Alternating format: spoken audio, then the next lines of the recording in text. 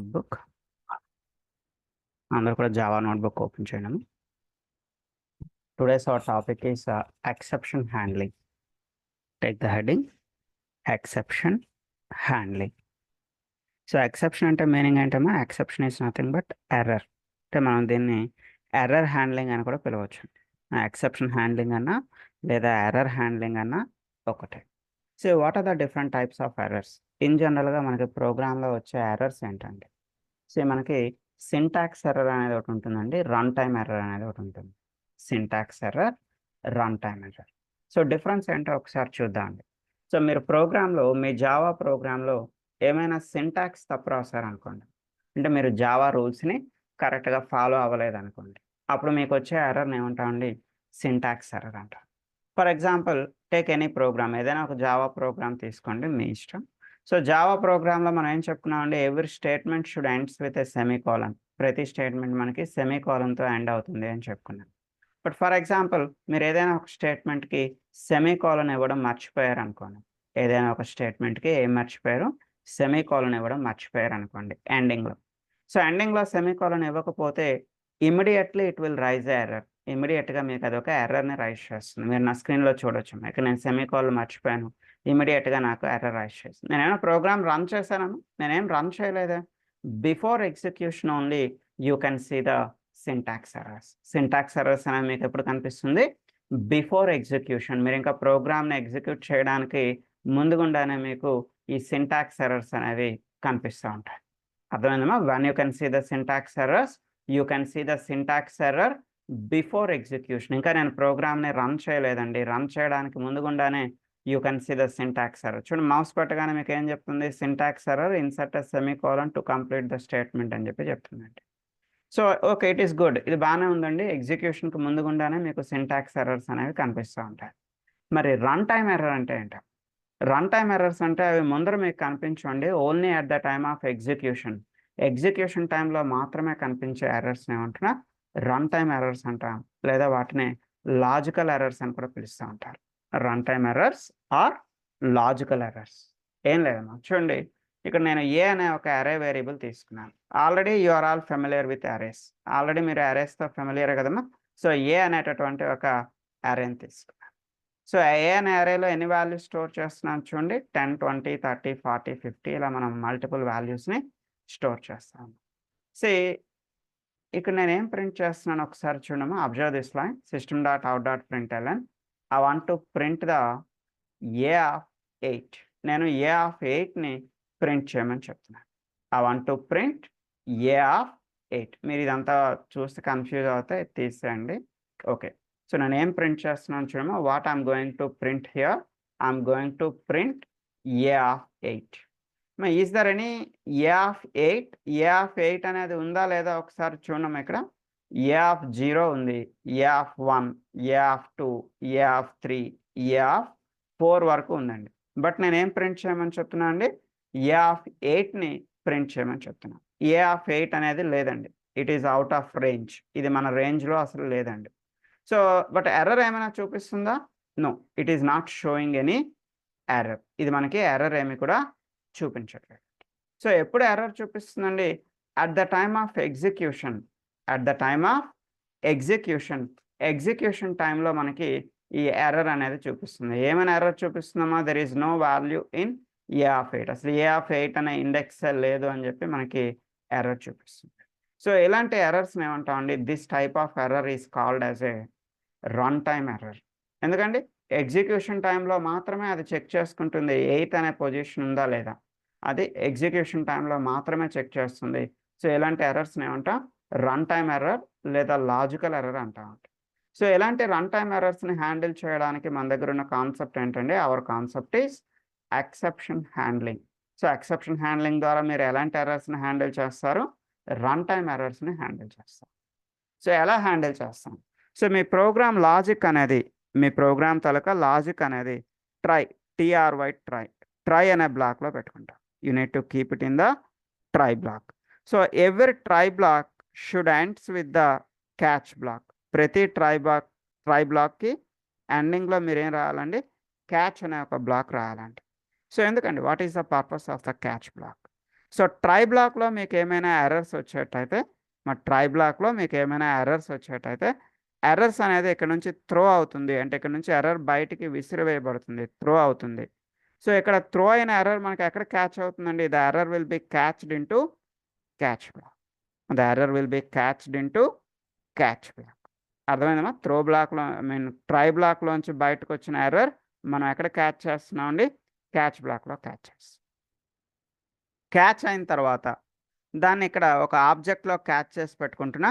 ఆ ఆబ్జెక్ట్లో క్యాచ్ చేసిన తర్వాత if you want to print the error, ఆ ఎర్రర్ని మీరు ప్రింట్ చేసి చూడాలి అనుకుంటే system.out.println అని చెప్పి మీరు ఆ ఎర్రర్ని ఇక్కడ ప్రింట్ చేసి చూసుకోవచ్చు అండి. ఒకసారి రన్ చేద్దామండి. ఇక్కడ ఎర్రర్ ఏం త్రో అయింది, ఎర్రర్ ఏం క్యాచ్ అయింది ఒకసారి చూద్దాం.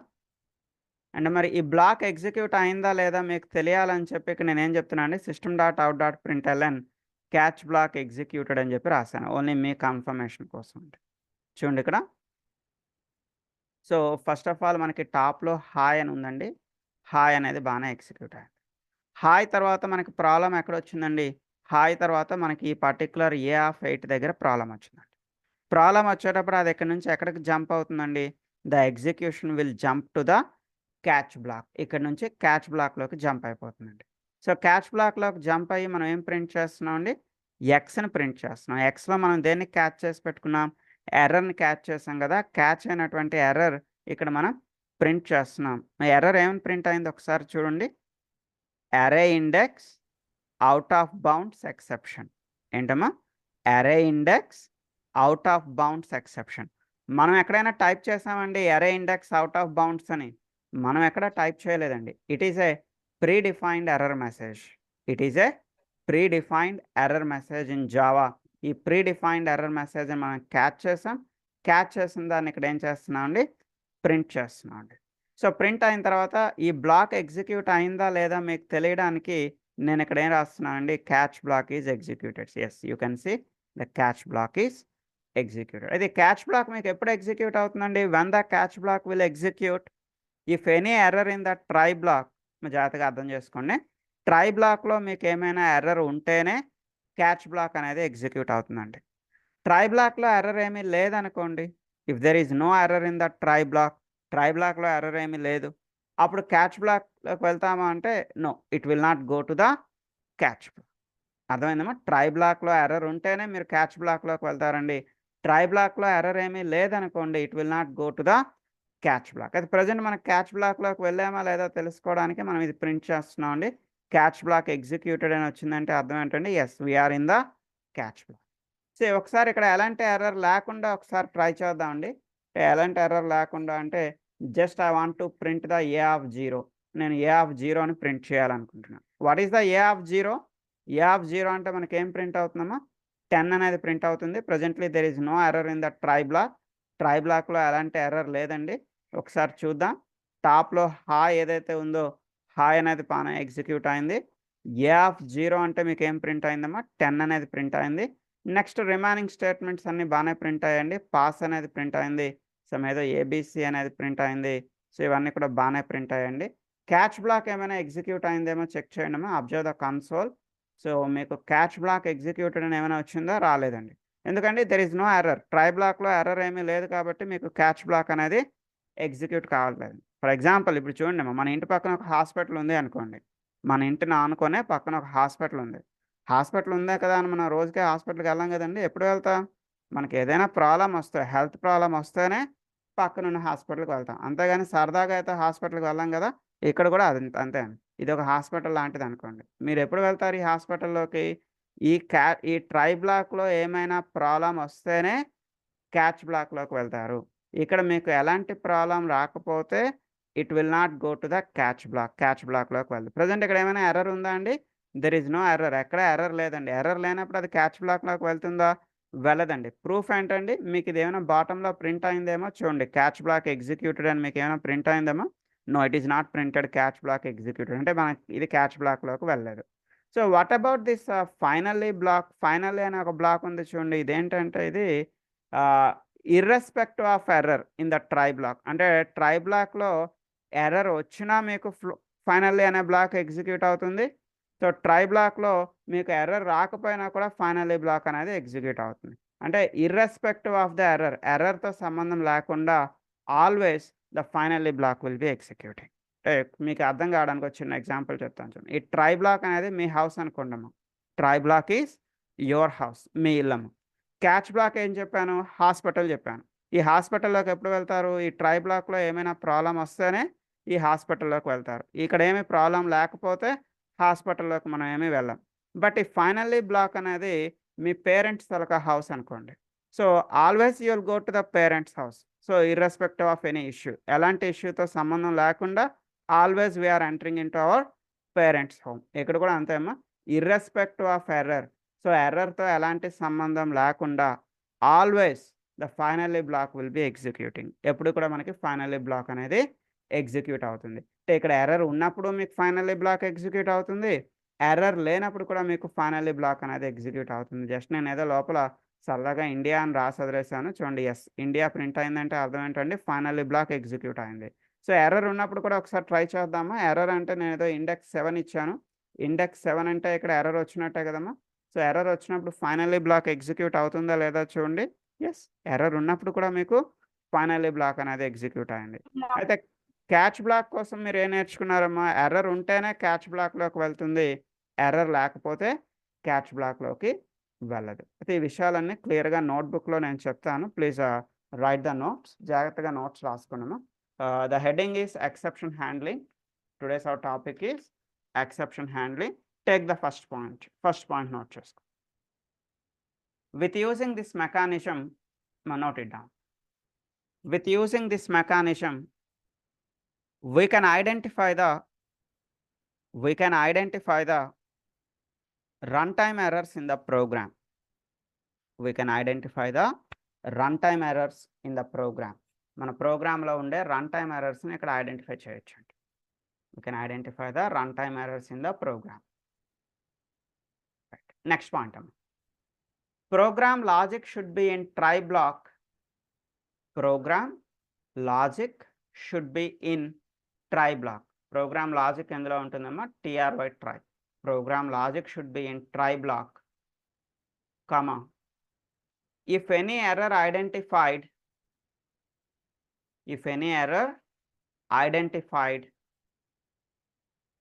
that will be catched into the catch block. That will be catched into catch block.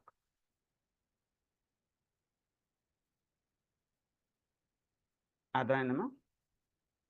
That will be catched into catch block. ఇక్కడ మీకు ఏమైనా ఎర్రర్ ఐడెంటిఫై అయితే మీకు అది ఎక్కడ క్యాచ్ అవుతుందండి? క్యాచ్ బ్లాక్‌లో క్యాచ్ అవుతుంది. జావాలో మనకి ప్రీ డిఫైన్డ్ ఎర్రర్ మెసేజెస్ ఉంటాయని చెప్పాను కదా! చూడండి, ప్రెజెంట్ మనం A7 ఇచ్చేటప్పుడు మీకు ఎర్రర్ మెసేజ్ బాటమ్‌లో ఏం ప్రింట్ అయిందో ఒకసారి చూడండి ఇక్కడ. అరే ఇండెక్స్ ఔట్ ఆఫ్ బౌండ్స్. ఇది ఒక ప్రీ డిఫైన్డ్ మెసేజ్. ఇలా మనకి జావాలో ప్రీ డిఫైన్డ్ ఎర్రర్ మెసేజెస్ ఉంటాయండి. దానికి కావాలనుకుంటే మనం ఇలా ప్రింట్ చేసి కూడా చూసుకోవచ్చు. We can print that error messages. So, అదే విషయం నెక్స్ట్ నోట్ చేయండి. ఏం రాస్తారంటే, in Java we have a predefined error messages. In Java, we have predefined error messages. Predefined error messages. That was written to the catch block. So that was written to catch block, comma. We can print it. మీరు కావాలనుకుంటే మీరు దాన్ని print చేసుకోవచ్చు. Next point అమ్మా, catch block కోసం రాద్దాం. Catch block ఎప్పుడు execute అవుతుందమ్మా మీకు? When the catch block will execute. Catch block ఎప్పుడు ఎగ్జిక్యూట్ అవుతుంది మీకు? ట్రై బ్లాక్‌లో ఏమైనా ఎర్రర్ క్యాచ్ బ్లాక్ అనేది ఎగ్జిక్యూట్ అవుతుంది. Right? Note it down. So next ఏం రాస్తారంటే, if any error identified in the try block, లేదా if any error found in the try block. Found అన్నా ఐడెంటిఫైడ్ అన్నా మీ ఇష్టం. If any error found in the try block, then only the catch block will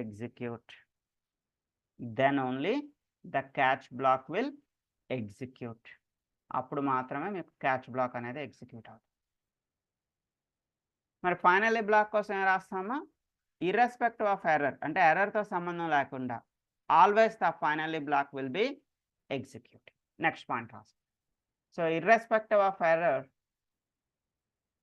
irrespective of error, always the finally block will execute. Always the finally block will execute. చాలా మంది beginners ఇక్కడ ఒక తప్పు చేస్తూ ఉంటారమ్మా. ఏంటి ఆ తప్పు అంటే జాగ్రత్తగా వినండి.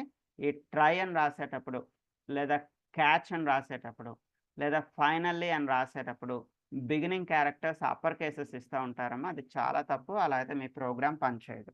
సో ట్రై అనేది మస్ట్ అండ్ షుడ్గా లోవర్ కేసులోనే ఉండాలి. క్యాచ్ అనేది మస్ట్ అండ్ షుడ్గా లోవర్ కేసులోనే ఉండాలి. ఫైనల్లీ అనేది కూడా కంపల్సరీ మీకు లోవర్ కేసులోనే ఉండాలండి. ఎక్కడ కూడా అప్పర్ కేస్ క్యారెక్టర్స్ వాడకూడదు.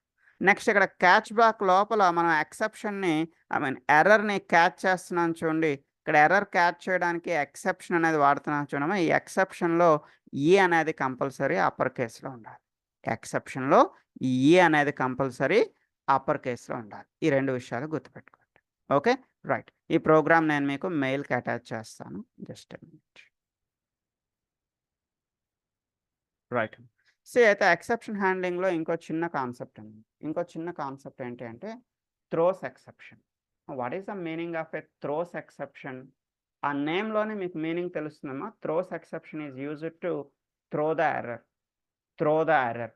మీరు ఎర్రర్ని బయటికి త్రో చేద్దాం అనుకుంటున్నారు. You don't want to print it. మీరేం దాన్ని ప్రింట్ చేసి చూడాలనుకోవట్లేదు. Simply you want to throw it. మీరు దాన్ని బయటికి త్రో చేసేద్దాం అనుకుంటున్నారు. సో మీరు ఎర్రర్ని త్రో చేయడానికి మీ దగ్గర ఉన్న కాన్సెప్ట్ ఏంటమ్మా, థ్రోస్ ఎక్సెప్షన్. అయితే it is like a weapon. ఇది ఒక వెపన్ లాంటిదండి. It's like a gun. ఇది ఒక గన్ లాంటిదండి. సో ఇప్పుడు చూడండి, నా దగ్గర ఒక గన్ ఉంది అనుకుందాం. నా దగ్గర ఒక లైసెన్స్డ్ వెపన్ ఉంది అనుకుందాం ఫర్ ఎగ్జాంపుల్. సో నా దగ్గర ఉన్న లైసెన్స్డ్ వెపన్ని నేను సిల్లీ రీజన్స్ కోసం యూజ్ చేయకూడదు కదా. అంటే సరదాగా నేను ఆ గన్ని యూజ్ చేయకూడదు కదా. ఎప్పుడైనా నాకు లైఫ్ థ్రెట్ ఉంటేనే నేను ఆ గన్ యూజ్ చేయాలి. అంతేగాని సరదాగా ఆ గన్ని ఫైర్ చేయకూడదు. ఇక్కడ కూడా అంతేనండి. It is like a gun, it is like a weapon. ఇది మీ చేతిలో ఉన్న ఒక వెపన్ లాంటిది. దీన్ని సరదాగా వాడద్దు. ఓన్లీ ఒక పర్టికులర్ సిచ్యువేషన్లో మాత్రమే మనం దీన్ని యూజ్ చేయాలి. ఏంటా సిచ్యువేషన్ అండి? ఎలాంటి టైంలో మీరు ఈ థ్రోస్ ఎక్సెప్షన్ని వాడచ్చు? ఓన్లీ ఒక పర్టికులర్ సిచ్యువేషన్లో మాత్రమే మనం థ్రోస్ ఎక్సెప్షన్ వాడతాము. ఏంటా సిచ్యువేషన్ చూడండి. What is that error? అంటే ఎలాంటి ఎర్రర్ వచ్చేటప్పుడు మీరు థ్రోస్ ఎక్సెప్షన్ అనే కాన్సెప్ట్ వాడతారండి? ఇక్కడ మీరు మౌస్ పెట్టేటప్పుడు అన్హ్యాండిల్డ్ ఎక్సెప్షన్. మీకు ఎలాంటి ఎర్రర్ వచ్చేటప్పుడు దీన్ని వాడాలి? అన్హ్యాండిల్డ్ ఎక్సెప్షన్. మీకు అన్హ్యాండిల్డ్ ఎక్సెప్షన్ అనే ఎర్రర్ కనిపించేటప్పుడు మాత్రమే థ్రోస్ ఎక్సెప్షన్ వాడాలి. సో అదర్ దాన్ దట్, అది తప్పించి రిమైనింగ్ ఇంకా ఎలాంటి ఎర్రర్స్లో కూడా మీరు ఈ థ్రోస్ ఎక్సెప్షన్ని వాడుకోండి. చాలామంది బిగినర్స్ కొత్తగా జావా నేర్చుకునే వాళ్ళు చేసే తప్పు ఏంటి అంటే, వాళ్ళు ఏదో ప్రోగ్రాంలో తప్పులు చేస్తూ ఉంటారు. అంటే తెలియక, అంటే బిగినర్స్ కదా, ఏదో సింటాక్స్ తప్పులు ఏవో చేస్తూ ఉంటారు. వాళ్ళ తప్పులు బయట వాళ్ళకి కనిపించకుండా ఉండడానికి పైన ఏం రాస్తారండి? థ్రోస్ ఎక్సెప్షన్ రాస్తారు. సో థ్రోస్ ఎక్సెప్షన్ రాస్తే మీకు ఎలాంటి ఎర్రర్స్ ఉన్నా బయటికి కనిపించవండి. బట్ రన్ చేస్తే మాత్రం ప్రోగ్రామ్ రన్ కాదండి. ఎందుకో మీ ప్రోగ్రాంలో తప్పులు ఉంటుండగా అది ఎలా రన్ అవుతుంది? రన్ అవ్వదు కదా. అంటే నేను చెప్పేది ఏంటంటే, మీరు చేసే తప్పుల్ని కవర్ చేయడానికి థ్రోస్ ఎక్సెప్షన్ రాయకూడదు. అర్థమైందమ్మా? మీరు చేసే తప్పుల్ని కవర్ చేయడానికి థ్రోస్ ఎక్సెప్షన్ రాయకూడదు. ఓన్లీ ఒక పర్టికులర్ సిచ్యువేషన్లో మాత్రమే మీరు థ్రోస్ ఎక్సెప్షన్ రాస్తారు. ఏంటా పర్టికులర్ సిచ్యువేషన్? అన్హ్యాండిల్డ్ ఎక్సెప్షన్. అంటే ఈ ఎర్రర్ అనేది హ్యాండిల్ అవ్వట్లేదు అని చెప్పి మీకు జావా చెప్తే, అలాంటి సిచ్యువేషన్లో మాత్రమే మీరు థ్రోస్ ఎక్సెప్షన్ వాడండి. అంతేగాని మీరు చేసిన తప్పు పక్కోడికి కనిపించకూడదని చెప్పి థ్రోస్ ఎక్సెప్షన్ వాడకూడదు. Okay. So please take a small notes about throws exception. Heading ఏం తీసుకుంటారమ్మా? Throws exception. సో అక్కడ చిన్న నోట్స్ తీసుకోండి. ఏం రాస్తారంటే, it is used to throw the unhandled exceptions only. It is used to throw the unhandled exceptions only. మీ ప్రోగ్రాంలో ఎప్పుడైనా అన్హ్యాండిల్డ్ exception అనేది వస్తే అప్పుడు మీరు ఈ థ్రోస్ ఎక్సెప్షన్ వాడి మీరు అన్హ్యాండిల్డ్ ఎక్సెప్షన్స్ని త్రో చేయొచ్చు. సో ఇక్కడ చూడమ్మా, ఇక్కడ ఏదో హాయ్ ప్రింట్ చేయమని చెప్పాను, తర్వాత ఏబీసీ ప్రింట్ చేయమని చెప్పాను. మిడిల్లో ఏం చేస్తున్నాను? Thread dot sleep 5000 milliseconds wait చేయమని చెప్తాను. So due to the version issues లేదా వర్షన్ కంపాటబిలిటీ వల్ల మనకేం జరుగుతుంది, అక్కడ ఎర్రర్ రైజ్ అయింది. చూడండి హాయ్ ప్రింట్ అయింది, వెయిట్ చేస్తుంది. 5000 మిల్లీ సెకండ్స్ వెయిట్ చేసిన తర్వాత మనకేం ప్రింట్ అయిందమ్మా, ఏబీసీ అనేది ప్రింట్ అయింది. సో ఇలా ఎప్పుడైనా జావాలో మనకి అన్‌హ్యాండిల్డ్ ఎక్సెప్షన్ అని చెప్పి మీకు కనిపించేటప్పుడు మాత్రమే ఇలా మౌస్ పెట్టి చూసుకోండి. అన్‌హ్యాండిల్డ్ ఎక్సెప్షన్ అని కనిపిస్తే అప్పుడు మీరు దాన్ని ఈ త్రోస్ ఎక్సెప్షన్ ద్వారా త్రో చేస్తారు. ఇంకో చిన్న విషయం, త్రోస్ ఎక్సెప్షన్ రాసేటప్పుడు చాలామంది ఒక తప్పు చేస్తూ ఉంటారు. త్రోస్‌లో టీ క్యాపిటల్ లెటర్ పెడతారు. అలా పెట్టకూడదు. త్రోస్ అనేది కంపల్సరీ లోవర్ కేస్‌లోనే ఉండాలి. ఎక్సెప్షన్‌లో ఈ అనేది మీరు ఎప్పుడు ఎక్సెప్షన్ రాసినా కూడా ఈ అప్పర్ కేస్‌లోనే ఉంటుందమ్మా. చూడండి ప్రీవియస్ ఎగ్జాంపుల్‌లో కూడా నేను మీకు అదే చెప్పాను. ఏం చెప్పానమ్మా, మీరు ఎక్సెప్షన్ రాసేటప్పుడు మీరు ఎక్కడ ఎక్సెప్షన్ రాసినా ఈ అనేది అప్పర్ కేస్‌లోనే రాస్తారు. ఓకే. నెక్స్ట్ త్రోస్ అని రాసేటప్పుడు always the throws must be in lower case. Throws అనేది ఎప్పుడు కూడా మనకి లోవర్ కేస్‌లోనే ఉంటుంది. రైట్. ఈ ప్రోగ్రామ్ కూడా ఒకసారి నేను మీకు పంపిస్తాను.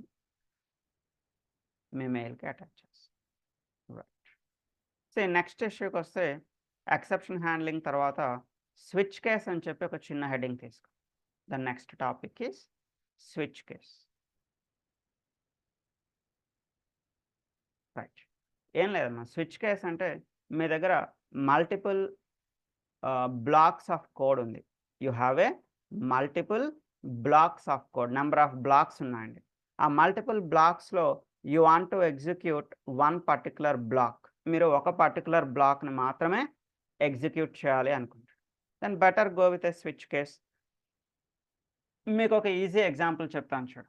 మీరు ఏదైనా కస్టమర్ కేర్కి కాల్ చేస్తున్నారు అనుకోండి. మన ఇండియాలో అయితే మనం కస్టమర్ కేర్, అది మొబైల్ కస్టమర్ కేర్ కానివ్వండి, ఇంటర్నెట్ కస్టమర్ కేర్ లేదా బ్యాంక్ కస్టమర్ కేర్, ఏదైనా కస్టమర్ కేర్కి కాల్ చేసేటప్పుడు మనకి ఇనీషియల్గా వచ్చే వాయిస్ ఏంటమ్మా, press 1 for Telugu, 2 for Hindi, 3 for English. అంతే కదమ్మా, 1 for Telugu, 2 for Hindi, 3 for English. ఇలా మనకి మల్టిపుల్ ఆప్షన్స్ వస్తాయండి. అంటే అర్థం ఏంటంటే వాళ్ళ దగ్గర తెలుగు బ్లాక్ వేరేగా ఉంది, ఇంగ్లీష్ అనే బ్లాక్ వేరేగా ఉంది, హిందీ అనే బ్లాక్ వేరేగా ఉంది. మీరు 1 ప్రెస్ చేస్తే ఒక బ్లాక్‌కి కనెక్ట్ అవుతారు, 2 అని ప్రెస్ చేస్తే సెకండ్ బ్లాక్‌కి కనెక్ట్ అవుతారు, 3 అని ప్రెస్ చేస్తే వేరొక బ్లాక్‌కి కనెక్ట్ అవుతారు. అంటే ఇక్కడ మల్టిపుల్ బ్లాక్స్ ఉన్నాయండి వాళ్ళ దగ్గర. ఈ మల్టిపుల్ బ్లాక్స్‌లో ఒక పర్టిక్యులర్ బ్లాక్‌ని సెలెక్ట్ చేయడం కోసం మీరు 1 2 3 అనేది ప్రెస్ చేస్తున్నాం. అంటే ఆ కాన్సెప్ట్‌ని ఇక్కడ ఏమంటున్నామండి, that concept is called as a switch case concept అంటున్నాం. అంటే మీ దగ్గర మల్టిపుల్ బ్లాక్స్ ఆఫ్ కోడ్ ఉండేటప్పుడు ఒక పర్టికులర్ బ్లాక్ ఎగ్జిక్యూట్ అవ్వడం కోసం మన దగ్గర ఉండే కాన్సెప్ట్ ఏంటమ్మా, స్విచ్ కేస్. మీరు చూడండి, మీరు ఏదైనా ఇంటర్నెట్ బ్యాంకింగ్ మీరు వాడుతున్నారు, అది మొబైల్ బ్యాంకింగ్ మీరు వాడుతున్నారు అనుకోండి. సో మీ మొబైల్ బ్యాంకింగ్కి కాల్ చేశారు, ఐసిఐసిఐ లేదా హెచ్డిఎఫ్సి ఏదైనా మీ మొబైల్ బ్యాంకింగ్ కాల్ చేశారు.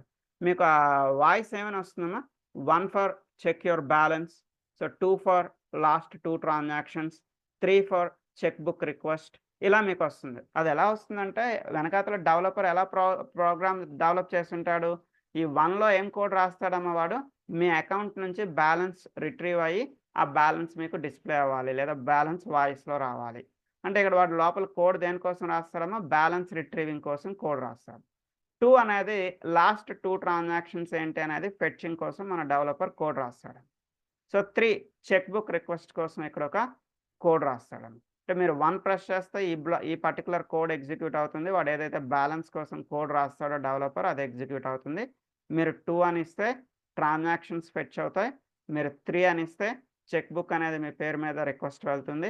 So like that. అంటే వాడు కూడా ఇంటర్నల్‌గా రాసేది స్విచ్ కేసే రాస్తాడు. సో లోపల బ్లాక్‌లో నేనేదో ఇక్కడ ప్రింట్ కమాండ్స్ రాసానో వాడు ప్రింట్ కమాండ్స్‌కి బదులుగా మీ డెవలపర్ ఆ రిలేటెడ్ ప్రోగ్రామింగ్ అనేది రాస్తా ఉంటాడు. ఐ మీన్ బ్యాలెన్స్ రిట్రీవింగ్ లేదా ట్రాన్సాక్షన్స్ ఫెచ్చింగ్ లేదా చెక్ బుక్ రిక్వెస్ట్ ఇలాంటివన్నీ కూడా డెవలపర్ కోడ్ రాస్తా ఉంటాడని. ఓకే. అయితే మీరు 1 2 3 ఈ పర్టిక్యులర్ ఇన్పుట్స్ కాకుండా అదర్ ఇన్పుట్ ఏమైనా ఇస్తే, వేరొక రాంగ్ ఇన్పుట్ ఏమైనా ఇస్తే అది ఎక్కడికి వెళ్తుందమ్మా, డిఫాల్ట్‌లోకి వెళ్తుంది. డిఫాల్ట్‌లోకి వెళ్ళి మన ఇన్పుట్ ప్రింట్ అయ్యి మనకేమొస్తుందమ్మా, ఇన్వాలిడ్ ఎంట్రీ. మీరు కూడా ఎన్నోసార్లు కస్టమర్ కేర్‌కి కాల్ చేసేటప్పుడు బై మిస్టేక్ మీరు ఒక నంబర్ కాకుండా వేరొక నంబర్ ఎంటర్ చేస్తే మీకు ఏమని వస్తుందమ్మా, it is a invalid entry, it is a invalid entry అని చెప్పి మనందరం రియల్ టైమ్‌లో ఎన్నోసార్లు ఈ వర్డ్ వినే ఉంటాం మనం కస్టమర్ కేర్స్‌కి కాల్ చేసేటప్పుడు. అంటే ఈ పర్టిక్యులర్ ఇన్పుట్స్ కాకుండా వేరొక ఇన్పుట్ ఇచ్చేటప్పుడు అది మనకి ఎందులోకి వెళ్ళిపోతుంది, డిఫాల్ట్‌లోకి వెళ్ళిపోతుంది. రైట్. ఇక్కడ చాలామంది చేసే తప్పులు ఏంటంటే అంటే స్విచ్ కేస్ కూడా అప్పర్ కేస్‌లో రాస్తా ఉంటారు. అప్పర్ కేస్ రాస్తా ఉంటారు. అలా రాయకూడదు. స్విచ్ అనేది మస్ట్ అండ్ షుడ్గా లోవర్ కేసులో మాత్రమే రాయాలి. స్విచ్ అనేది మస్ట్ అండ్ షుడ్గా లోవర్ కేసులో మాత్రమే రాయాలి. కేస్ అని ఉంది చూడమ్మా, కేస్ 1, కేస్ 2, కేస్ 3. ఇక్కడ కేస్కి ఈ 1కి మధ్యలో మస్ట్ అండ్ షుడ్గా స్పేసెస్ ఉండాలి. మీరు అనుకోవచ్చు ఇంత చిన్న విషయాలు ఎందుకు ఇలా చెప్తున్నారని. బట్ ఎక్కువ మంది చేసే తప్పులు ఇలాంటి తప్పులే చేస్తారు. మనకు కనిపించవు, అవి మిస్టేక్స్ అవుతాయి.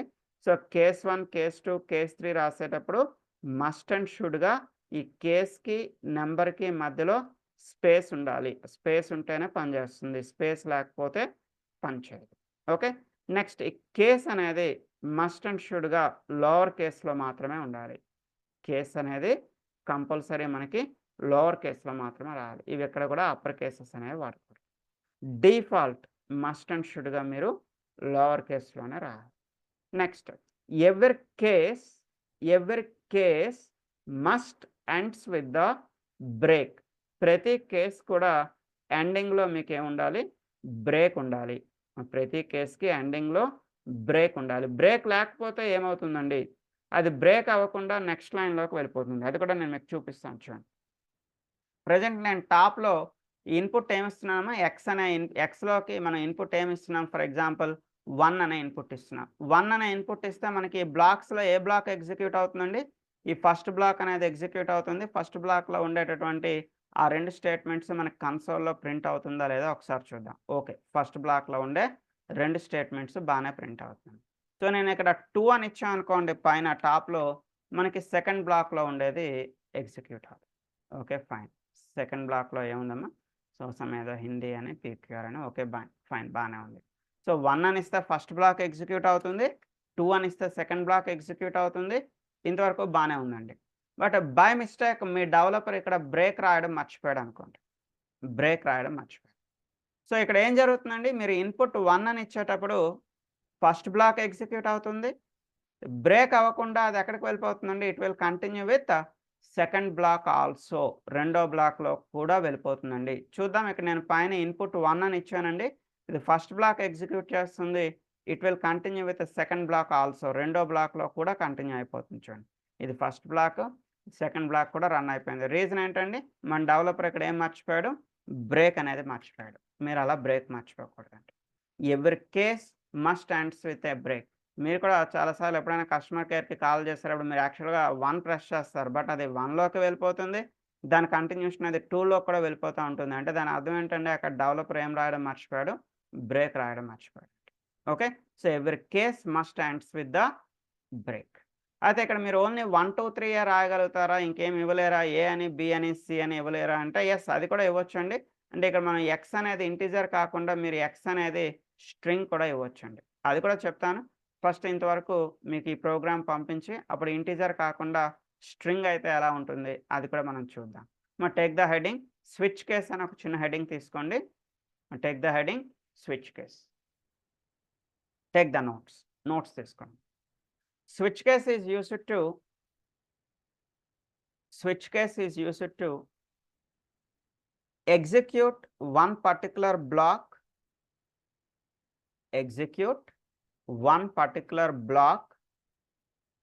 out of multiple blocks. Execute one particular block out of multiple blocks. Multiple blocks లోంచి మీరు ఒక పర్టికులర్ బ్లాక్ని రన్ చేయడం కోసం మన దగ్గర ఉన్న కాన్సెప్ట్ ఏంటమ్మా, స్విచ్ కేస్. రైట్. సో ఈ ప్రోగ్రామ్ ఒకసారి మీ మెయిల్కి అటాచ్ చేస్తున్నాను. రైట్. సో నెక్స్ట్ ఇష్యూకి వస్తే మనకి స్విచ్ కేస్లో ఇలా 1, 2, 3 కాకుండా మీరు 1, 2, 3 అనే కాదమ్మా, మీకు నచ్చిన నెంబర్స్ ఇవ్వండి. మీకు 1, 2, 3 నచ్చలేదు, 10, 20, 30 ఇద్దాం అనుకుంటున్నారు. ఓకే, గో విత్ 10, 20, 30 లేదా 100, 200, 300. సో యువర్ విష్, మీరు ఏవైనా ఇవ్వచ్చండి. 1, 2, 3 అనే కాదు. నాట్ ఓన్లీ ద న్యూమరిక్స్ అనే కాదండి, మీరు కావాల్సిన స్ట్రింగ్స్ కూడా ఇవ్వచ్చండి. సో స్ట్రింగ్స్ ఇస్తున్నాను చూడండి. అప్పుడు మనం ఎక్స్ తలక డేటా టైప్ ఏం తీసుకుంటున్నాం చూడమ్మా. స్విచ్ కేసులో ఎక్స్ అనే ఇన్పుట్ ఇస్తున్నాం. ఎక్స్కి ప్రీవియస్గా ఇంటీజర్ అనే డేటా టైప్ తీసుకున్నాం. ఇప్పుడు డేటా టైప్ ఏం తీసుకున్నాం చూడండి, ఎక్స్కి స్ట్రింగ్ అనే ఒక డేటా టైప్ తీసుకున్నాం. సో ఈ స్ట్రింగ్స్ని ఎప్పుడు కూడా మనం ఎందులో ఇస్తామండి, always the string must be in double quotation. Must and షుడ్గా మీరు దీన్ని డబుల్ కొటేషన్స్లో ఇస్తారు. మీరు ఇక్కడ క్యాపిటల్ ఏబిసి అనే తీసుకోండి లేదా లోవర్ కేస్ ఏబీసీ అయినా తీసుకోండి మీ ఇష్టం. సో, ఇక్కడ కంపల్సరీ డబుల్ కొటేషన్స్ అనేవి ఇవ్వాలి. మర్చిపోవద్దు. మీరు 1, 2, 3 రాసేటప్పుడు ప్రీవియస్‌గా ఇంటిజర్స్ తీసుకునేటప్పుడు దానికి ఎలాంటి డబుల్ కొటేషన్స్ ఉండవండి. బట్ ఇక్కడ స్ట్రింగ్స్ తీసుకునేటప్పుడు మాత్రం మస్ట్ అండ్ షుడ్‌గా మీరేం చేయాలి? డబుల్ కొటేషన్స్ అనేవి ఇవ్వాలి. ఇక్కడ చూడండి ప్రెజెంట్ ఎక్స్ వాల్యూని నేను డబుల్ కొటేషన్‌లో ఏ అని ఇచ్చానండి. ఎక్స్ వాల్యూని క్యాపిటల్ ఏ అని ఇచ్చాను. ఇప్పుడు ఔట్ ఆఫ్ 3 బ్లాక్స్ అది మీకు ఏ బ్లాక్‌లోకి వెళ్తుంది? ఫస్ట్ బ్లాక్‌లోకి కొంచెం ఫాంట్ బాగా వెళ్తారే. Observe here. సో, మనకేం జరుగుతుందమ్మా చూడండి ఒకసారి. ఏ అని ఇవ్వడం వల్ల మీకు ఫస్ట్ బ్లాక్ అనేది ఎగ్జిక్యూట్ అయింది. ఫస్ట్ బ్లాక్‌లో జస్ట్ ఏదో సమ్ తెలుగు అని పెట్టాను. అది మీకు ఇక్కడ ఎగ్జిక్యూట్ అవుతుంది. అదే ఇక్కడ నేను టాప్‌లో బి అని ఇచ్చాననుకోనమ్మా, it will go to the second block. Second బ్లాక్‌లోకి వెళ్తుంది. ఆ బ్లాక్‌లో ఏ కోడ్ అయితే ఉంటుందో ఆ కోడ్ అనేది మనకి రన్ అవుతుంది. సో, అదే అదర్ దాన్ ఏబీసీ నేను ఇంకేమైనా అదర్ క్యారెక్టర్ ఏమైనా ఇచ్చాననుకోండి. సమ్ ఏదో హెచ్ అని ఇచ్చాను. ఇప్పుడు అది ఎక్కడికి వెళ్తుందమ్మా? It will go to the default. డిఫాల్ట్‌లోకి వెళ్ళి it is a invalid entry అని చెప్పి మనకి ప్రింట్ అవుతుంది. రైట్. సో, అంటే మీరు ఓన్లీ ఇంటిజర్సే కాదు, స్ట్రింగ్స్ కావాలన్నా కూడా మీరు స్విచ్ కేస్‌లో ఇవ్వచ్చు అని చెప్పి ఇది చెప్తున్నాను అంతే. సో, ఇది కూడా నేను మీకు మీ మెయిల్‌కి అటాచ్ చేస్తున్నాను. రైట్. సో, నెక్స్ట్ ఒక చిన్న హెడ్డింగ్ తీసుకోండి. The next heading is constructor overloading. The next topic is constructor overloading. ఏంటమ్మా ఈ కన్‌స్ట్రక్టర్ ఓవర్‌లోడింగ్ అంటే? ఏం లేదు. మనం రీసెంట్‌గా మేబీ ఒక 1 or 2 days back method overloading అనే కాన్సెప్ట్ చెప్పాను. గుర్తుందమ్మా? ఎవరైనా చెప్పగలుగుతారా? What is a method overloading? Method Yes, sir. Method overloading అంటే ఏంటమ్మా? Sir, same name and different signature. The method name should be same. The signature should be different.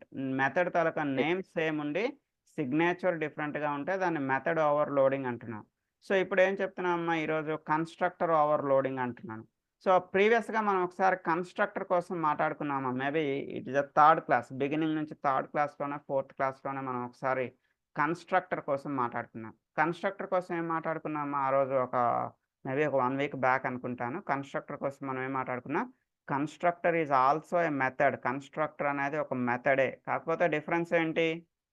Me class name, method name 2 same ఉంటే దాన్నేమని పిలిచామండి? Constructor అని పిలిచాం. అంటే మీ class name ABC అని ఉందనుకోండి, మీ method name కూడా ABC అనే ఉండాలి. అంతే కదమ్మా! క్లాస్ నేమ్ అనేది ఏబీసీ ఉంటే, మెథడ్ నేమ్ కూడా ఏబీసీ అనే ఉండాలి.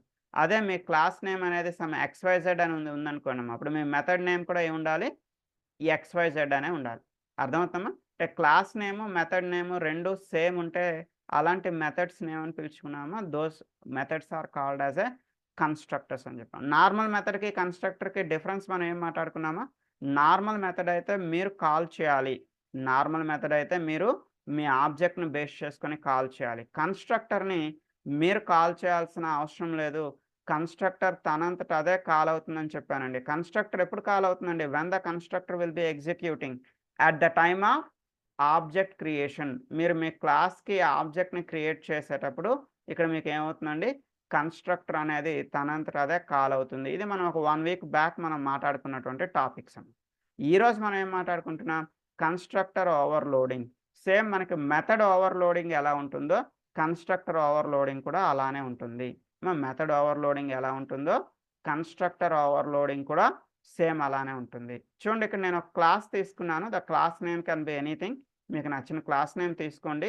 నేను కన్‌స్ట్రక్టర్ ఎగ్జాంపుల్ 2 అని చెప్పి ఒక క్లాస్ నేమ్ తీసుకున్నాను. మెథడ్స్ కూడా ఏమవ్వాలమ్మా? ద మెథడ్ నేమ్ కన్‌స్ట్రక్టర్ అంటే class name, method name same ఉండాలి కదా!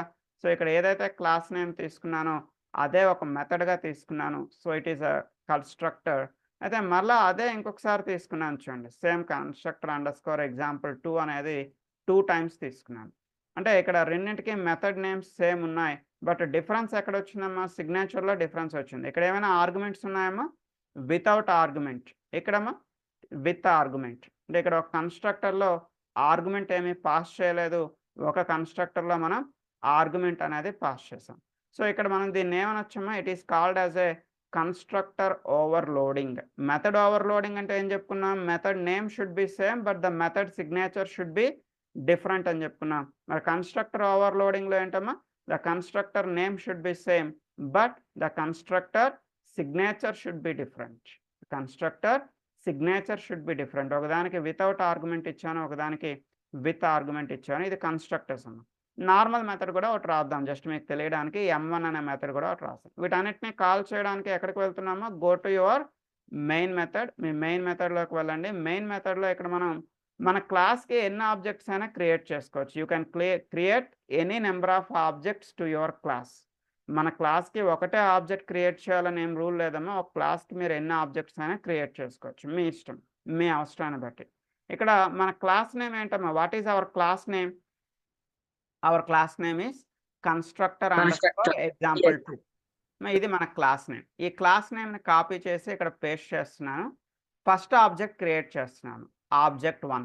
మీకు ఆబ్జెక్ట్1 రాయడం ఇష్టం లేకపోతే మీరు అక్కడ ఏం రాయొచ్చమ్మా? ఎక్స్ అని రాసుకోండి, లేదా వై అని రాసుకోండి, జెడ్ అని రాసుకోండి, మీ ఇష్టం. సో ఇక్కడ ఒక కన్స్ట్రక్టర్, ఒక ఆబ్జెక్ట్ని క్రియేట్ చేసేటప్పుడు ఇటువైపు మీకు రైట్ హ్యాండ్ సైడ్ ఏముంటుందమ్మా? Right hand side is the constructor calling. ఇప్పుడు ఇది ఏ కన్స్ట్రక్టర్ని కాల్ చేస్తుంది? ఫస్ట్నా సెకండ్నా? దేని కాల్ చేస్తుంది చూడండి. ఇది వితౌట్ ఆర్గ్యుమెంట్ కదమ్మా. ఇక్కడ లోపల ఆర్గ్యుమెంట్ ఏమీ లేదు కదా. సో ఆర్గ్యుమెంట్ ఏమీ లేదు కాబట్టి ఇది వెళ్ళి దేన్ని కాల్ చేస్తుందమ్మా? First one. అంటే ఇక్కడ హాయ్ అనేది మీకు ప్రింట్ అవుతుంది. సో అదే సెకండ్ ఆబ్జెక్ట్ని క్రియేట్ చేసేటప్పుడు కన్స్ట్రక్టర్ కాలింగ్ చూడండి. ఇక్కడ మనం 10 అని ఇస్తున్నాము, అంటే ఒక ఆర్గ్యుమెంట్ వాల్యూ ఇస్తున్నాం. అంటే ఇది వెళ్ళి ఎవరిని కాల్ చేస్తుందమ్మా? ఇది వెళ్ళి మీకు ఈ రెండో కన్స్ట్రక్టర్ ఉంది కదా, దీన్ని కాల్ చేస్తుంది. మీకు అవుట్పుట్ మీరు ఏదైతే x10 అనేది ఇచ్చారో ఆ 10 అనేది వెళ్ళి మీకు ప్రింట్ చేస్తుంది. అంటే ఇక్కడ మనం ఆబ్జెక్ట్ని ఇంతకుముందు ఒకసారి నేను మీకు క్వశ్చన్ అండ్ ఆన్సర్స్లో కూడా మీ చేతి చెప్పించానమ్మా. When the constructor will execute. Constructor ఎప్పుడు ఎగ్జిక్యూట్ అవుతుంది? Constructor executes at the time of object creation. Constructor ఎప్పుడు ఎగ్జిక్యూట్ అవుతుందమ్మా?